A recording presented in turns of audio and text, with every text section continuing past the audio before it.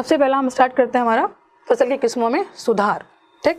तो फसल की किस्मों में सुधार करने का मतलब क्या हुआ कि जो वैरायटी है, ठीक है, उसको हम क्या करना है, हमको इम्प्रूव करना है। ठीक,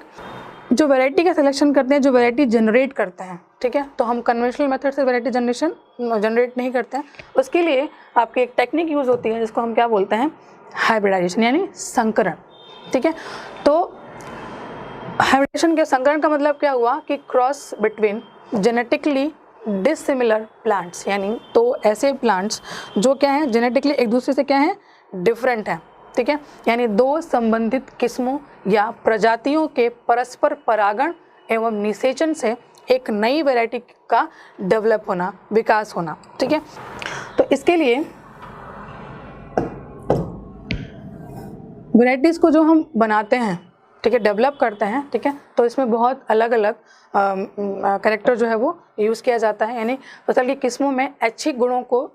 अपने अकॉर्डिंग क्या कर सकते हैं, हम डाल सकते हैं। सपोज़ कि हमको कोई भी जो प्लांट ले रहे हैं उसकी हाइट ज़्यादा चाहिए, या जो नंबर ऑफ लीव्स हैं वो हमको ज़्यादा चाहिए, या जिस पर्टिकुलर एनवायरनमेंट में हम उसको ग्रो करना चाहते हैं उसके लिए क्या चाहिए, एडेप्टेबिलिटी चाहिए, या जहाँ हम ग्रो कर रहे हैं वहाँ पे क्या है, आपका जो इंसेक्ट है उनका जो अटैक होता है, ज़्यादा होता है, तो उनसे क्या चाहिए, रेजिस्टेंट चाहिए। तो जो वैरायटी की मतलब जो फसल है उसकी जो वैरायटी है, यानी जो किस्म है, उसमें आपके अकॉर्डिंग क्या हो, जो करेक्टर है वो डाला जा सके, वो इस टेक्निक के थ्रू हम क्या कर सकते हैं, बनाते हैं या डेवलप करते हैं। ठीक है, तो यहाँ पे आपका अलग अलग मेथड यूज़ होता है। ये हमारे पास एक वैरायटी है,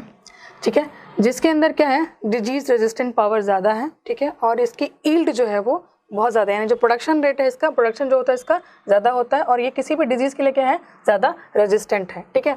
दूसरी जो वैरायटी है, ठीक है, वो क्या है, आपका कीटनाशकों के प्रति रेजिस्टेंट है। दूसरा हाई टॉलरेंस है, यानी जो आपका टेम्परेचर है उसमें क्या है, ये आपका टॉलरेबल है। ठीक है, तो अब हम ये चाहें कि हमको कोई ऐसी वैरायटी जनरेट करनी है, ठीक है, जिसके अंदर ये चारों क्या हो, प्रॉपर्टी हो, यानी वो डिजीज़ रेजिस्टेंट भी हो, ठीक है, उसका हाई ईल्ड भी हो, यानी प्रोडक्शन भी ज़्यादा हो, उसका जो आपके इंसेक्टिसाइड्स हैं उसके प्रति भी क्या हो, रेजिस्टेंट हो, और तीसरा जो हमारा जो टेम्परेचर है वहाँ भी क्या हो, वो टॉलरेबल हो। ठीक है, तो इसके लिए हमने क्या किया कि इनका आपस में क्या किया, हमने क्रॉस कराया। ठीक है, यानी जो पॉलन जो ग्रेन्स हैं वो हमने क्या किया, एक प्लांट से लेके हमने दूसरे प्लांट को हमने ऊपर थ्रू पॉलिनेशन को पॉलिनेट करा दिया। ठीक है, आफ्टर पॉलिनेशन, ठीक है, आपका जो नया बटनेचर फर्टिलाइजेशन होगा, फर्टिलाइजेशन के बाद आपका सीड बनेगा, सीड डेवलप होगा, उस सीड को हमने क्या किया, फिर से ग्रो किया। ठीक है, और ग्रो करके जब हमने देखा तो हमारा जो नेक्स्ट ईयर जो प्लांट डेवलप हुआ, ठीक है, उसमें क्या था, वो दोनों ही क्या थी, प्रॉपर्टी मिली, यानी उसके अंदर डिजीज रेजिस्टेंट प्रॉपर्टी भी थी, उसके अंदर क्या था, आपका हाई टॉलरेंस प्रॉपर्टी भी थी, उसके अंदर क्या था, हाई ईल्ड प्रॉपर्टी भी थी। ठीक है, यानी वो जितनी भी प्रॉपर्टी हमको चाहिए था, हमने दोनों प्लांट से लिया था, वो क्या हुआ, जो हमारा हाइब्रिड बना उसके अंदर क्या थी, वो दोनों ही प्रॉपर्टी थी। ठीक है, तो ये आपका क्या हुआ, हाइब्रिडाइजेशन टेक्निक के थ्रू जो हमारे डिजायर्ड करेक्टर होता है उनको हम क्या कर सकते हैं, जनरेट कर सकते हैं, एक वैरायटी जो है वो हम डेवलप कर सकते हैं। ठीक है, तो जो हाइब्रिडाइजेशन टेक्निक ऑलरेडी मैंने डिस्कस किया कि हम इसमें क्या करते हैं, जो संकरण कराते हैं वो अलग अलग विधियों से हैं। जैसे कहीं पे हम दो डिफरेंट वैरायटी ले लेते हैं, जैसे यहाँ पे हमने क्या किया, दो डिफरेंट वैरायटी ली, उनको आपस में क्रॉस कराया। ठीक है, इसके अलावा समटाइम्स हम क्या करते हैं, दो अलग अलग हमने क्या किया, जेनरा लिए। ठीक है, यानी जिनको क्या बोलते हैं, अंतरावंशीय, अलग अलग जीनस लिया हमने, और उनका जो कैरेक्टर था, उनके अपना जो डिजायर्ड जो कैरेक्टर थे उसके लिए हमने क्या किया, इनको आपस में क्रॉस कराया। ठीक है, और इसके अलावा स्पीशीज़ लेवल पे भी अंतरा स्पीशीज़, यानी इंटर स्पेसिफिक, यानी cross between the two different species of this same genus, यानी एक ही जीनस की दो अलग अलग स्पीशीज़ हैं, इनको हमने क्या किया, आपस में क्रॉस कराया इनकी प्रॉपर्टी के अकॉर्डिंग। ठीक है, तो ये हमारे क्या हो गए, तीन कन्वेंशनल जो मेथड जो यूज़ करते हैं किसके लिए, हम हाइब्रिडाइजेशन टेक्निक में। लेकिन कभी कभी क्या होता है कि ये जो मेथड हमने जो यूज़ किया, ठीक है, यानी इंटरवैराइटल, इंटर स्पेसिफिक या इंटर जेनरिक, ठीक है, तो इन तीनों विधियों से बनने वाले जो पौधे होते हैं, ठीक है, उनमें जो हम क्वालिटी जो हम देना चाह रहे हैं, यानी जो गुणों का जो मिश्रण होता है वो संयोग से होता है। क्योंकि यहाँ पे क्या है, करेक्टर हम अपने मतलब हमको सिर्फ एक्सपेक्टेड है कि ये क्या है, उसके अंदर प्रॉपर्टी है। ठीक है, और एक प्लांट का जो मतलब जो प्रॉपर्टी वो दूसरे प्लांट में चला जाएगा थ्रू पॉलिनेशन। ठीक है, तो हम क्या कर रहे हैं, ये संयोग बस ऐसा हो सकता है, ज़रूरी नहीं है कि जो हम प्रॉपर्टी ढूंढ रहे हैं या चाह रहे हैं वो क्या हो, नेक्स्ट जनरेशन में जो नेक्स्ट वैरायटी आएगी उसमें वो मिले, ठीक है। तो इन सब चीज़ों के इससे क्या होता है कि सफलता की संभावना क्या होती है यहाँ पे कम होती है। जैसे हमको अगर लगा कि इस प्लांट का जो हाइट ज़्यादा है सपोज और उस प्लांट का प्रोडक्शन रेट ज़्यादा है, ठीक है, हम ऐसा बनाएं कि जिसमें हाइट भी ज़्यादा हो और प्रोडक्शन भी ज़्यादा हो, ठीक है। हमने क्या किया, इसका जो पोलन ग्रेन था इससे हमने इसको पोलिनेट किया, बट ज़रूरी नहीं है कि नेक्स्ट जो जनरेशन आएगी यानी जो नेक्स्ट वैरायटी जो डेवलप होगी वो क्या होगी, हमारी ऐसी ही होगी, ठीक है, इन मेथड से, ठीक। तो यहाँ पे इसको हम कम करने के लिए यानी जो हमारा क्या एक वैरायटी को जनरेट करने के लिए कम से कम 10 साल लग जाता है, ठीक है। तो अगर हम इस मेथड को यूज़ करते हैं और अगर हम वेट करते हैं कि हमारी वैरायटी जनरेट होगी, मतलब नेक्स्ट ईयर फसल आएगी, फिर उसके अंदर हम देखेंगे कि वो वैरायटी वो जो करेक्टर है वो है या नहीं है, ठीक है, अलग अलग उसके ट्रायल लिए जाते हैं, तो बहुत लॉन्ग प्रोसेस होता है ये करने के लिए, ठीक। तो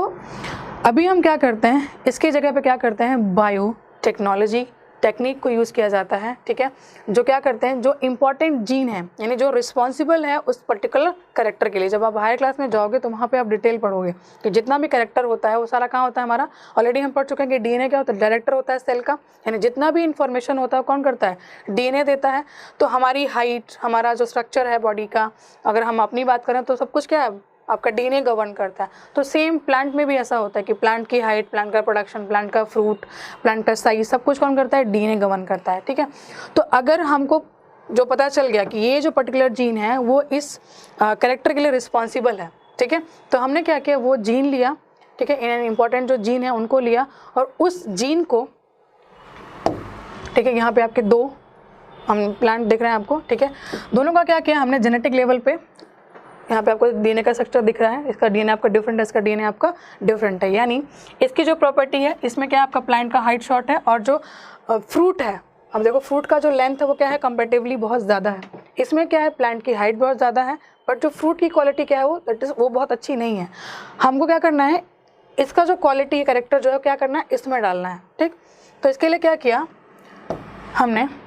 ये जो पर्टिकुलर जीन थी जो किसके लिए रिस्पॉन्सिबल है, इस फ्रूट के लिए रिस्पॉन्सिबल, हमने क्या किया, इस वाले प्लांट के जीन में क्या किया, इंट्रोड्यूस कर दिया, ठीक है। इंट्रोड्यूस करके हमने अब जो प्लांट हमारा ग्रो हुआ कैसा हुआ, मिक्स्ड कैरेक्टर, यानी प्लांट की हाइट भी अच्छी है और जो फ्रूट की क्वालिटी आप देख रहे हैं यहाँ पे ग्रीन का जो आपका जो फ्रूट का साइज़ है वो क्या है, वो आपका कंपैरेटिवली क्या है, बड़ा हुआ है। यानी जो कैरेक्टर हमको चाहिए था वो क्या हुआ, हमको नेक्स्ट जनरेशन में जो प्लांट जो हमको हाइब्रिड मिला क्या था उसमें वो अवेलेबल था, ठीक है। तो हाइब्रिडाइजेशन जो टेक्निक है अभी जो यूज़ किया जाता है अपेरेंटली कैसे किया जाता है आपका, with the help of the bad technological tool, यानी जेनेटिक लेवल पे क्या किया जाता है, उस कैरेक्टर को पर्टिकुलर जो जीन जो ट्रेट है जो उस लक्षण के लिए रिस्पॉन्सिबल है वो क्या करते हैं, उस जीन को हम आइसोलेट करते हैं, ठीक है। और उस आइसोलेट करके जो दूसरा जो हमारा प्लांट है जिसके अंदर उस जीन को हमको चाहिए उसमें हम क्या करते हैं, उसको डायरेक्टली इंट्रोड्यूस कर देते हैं, ठीक है। ये जब हाई क्लास में जाओगे तो डिटेल में पढ़ोगे कि कैसे ये जीन को इंट्रोड्यूस किया जाता है, ठीक है। तो ये आपका क्या हुआ, बायोटेक्नोलॉजिकल मेथड हो गया किसका, जो आपकी जो वेराइटी है उनको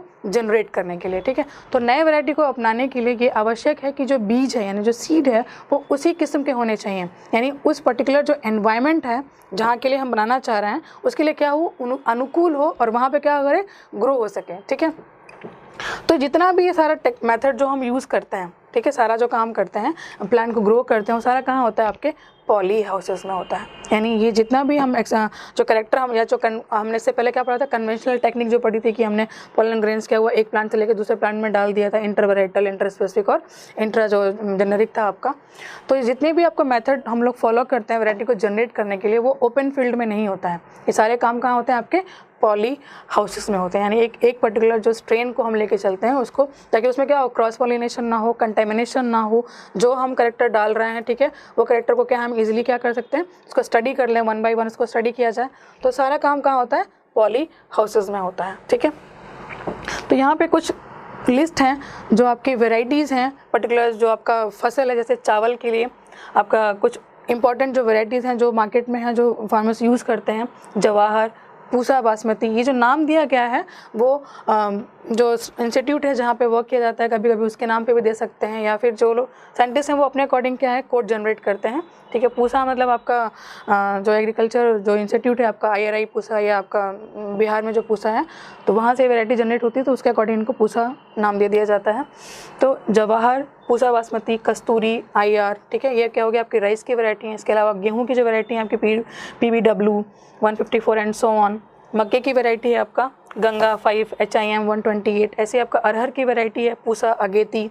सरसों की वैराइटीज़ हैं जैसे आपका पूसा बोल्ड, कांति, पूसा अग्रणी, या सोयाबीन की वैरायटी है पूसा 24 PK 262। तो नंबर ऑफ वैरायटीज़ हैं, हमने यहाँ सारे लिस्ट नहीं दी है, ठीक है, जस्ट आपको इन्फॉर्म करने के लिए कि ये क्या होती है। वैरायटी को जनरेट किया जाता है, उनको एक कोड दिया जाता है और इस कोड से मार्केट में वैरायटी को इंट्रोड्यूस किया जाता है ताकि जो फार्मर्स हैं उस पर्टिकुलर वैरायटी को यूज़ कर सकें अपना जो प्लांट का ईल्ड है उसको बढ़ाने के लिए, ठीक है।